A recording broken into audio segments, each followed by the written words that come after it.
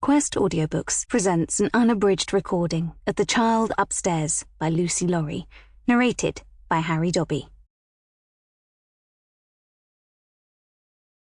For Jane and Leslie, my partners in crime. Prologue.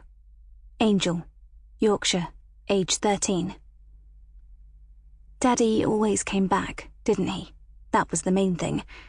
Angel was supposed to be calculating the area of a hexagon, but instead she was lying curled up in bed with the duvet pulled up to her chin, eyes fixed on the alarm clock on her bedside table, waiting for Mickey Mouse's white-gloved hand to inch up towards the hour.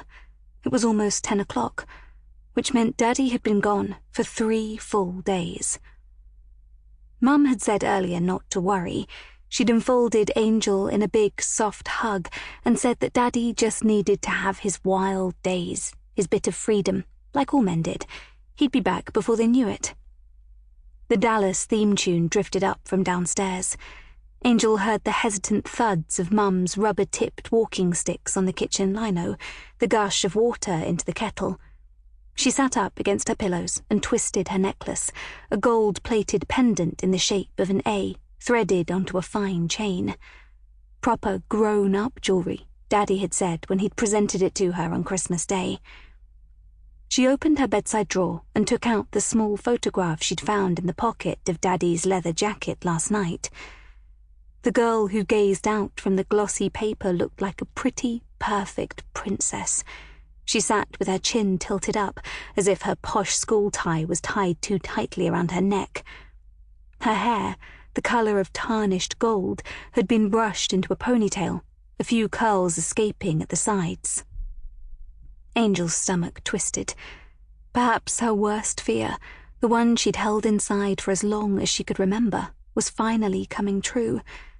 Maybe Daddy had gone off to live with the others, his other girls. She could hardly bear to think of it. She examined the photo again.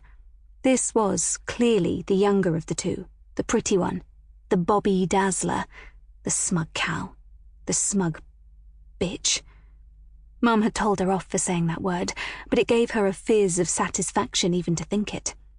She flipped the photo over to read the pencil writing on the back.